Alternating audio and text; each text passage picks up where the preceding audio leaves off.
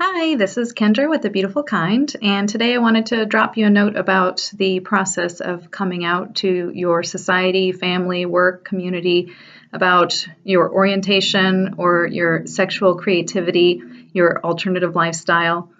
A lot of times we get hung up on the fact that society frowns upon these things, especially in certain areas of the country. And I want to speak to you on behalf of me, in my experience. I've been fully out as a mom, sex positive activist, sex worker, alternative lifestyle, BDSM, polyamory, open relationship for ever since 2010. And I will tell you that it is not an easy decision, and I pulled the Band-Aid off all at once. You can take baby steps if you like. And you have to realize that there are consequences to your actions and be ready and prepared to deal with those. And there will be fallout depending on your situation. And I certainly had my fair share of that. I've been fired for my sexuality. I've been sued. I've almost lost my house and my child because of being in such a unhireable position. And it was really hard for a couple of years. I really struggled with my decision. Didn't regret being fully out about who I am, but I certainly wish it could have been easier. And it doesn't, sometimes when you have to take a really courageous leap, it won't be easy. You have to come to terms with that. But be aware that it does get better.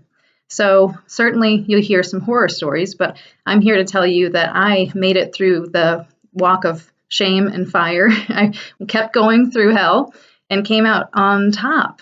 And I'm kind of sitting on top of my own little empire now. So after all of that hardship and struggle and challenges, I'm now in a really comfortable, secure, satisfied, respected sort of position. And I have everything I can possibly want. I have my daughter, my home, my autonomy, my freedom. I'm one of the most free people that I know, and I'm super grateful for that. And, it wasn't hard, but now I have my friends, family, my daughter, my partner. Everybody knows about who I am and what I do. And maybe it's not for them. Maybe they don't really approve of it or whatever, but they still respect it. And I don't shove it in people's faces. People can visit my website and so forth if they want to learn out more. And I think it's really important to be a really good role model for people and show them that it can be done successfully. And here I am, a single mom in the Midwest. And it's not always easy, but just think, if you live in California or New York, if you're a white man, if you are in a traditional looking relationship, I strongly encourage you to think about how you could use that position of power and privilege to let other people know that this sort of thing exists, this alternative relationship styles that you have found that work really well for you. And then you could possibly become a role model for them and end up giving people advice and being an inspiration to them instead of staying in the closet, keeping things private from other people when really there's nothing to be ashamed of. Once people get used to the idea and they have a chance to process it, it's very liberating. So certainly if you live in the South, you're a trans woman of color, I don't know what that's like. I can't imagine the struggles that you'd have to go through, but we all have our own stories, and the more we come out on our own terms and at our own pace, the more we can set a good example and normalize these things so that people won't get sued for having a certain sexuality, so that people will be able to enjoy the rights of other people and respected because they see success stories out there. So think about what your biggest fears are and write them down. And think, what is the worst that can happen? My family disowns me, I lose my job, I'll get sued by my ex. I mean, there's some really strong concerns there.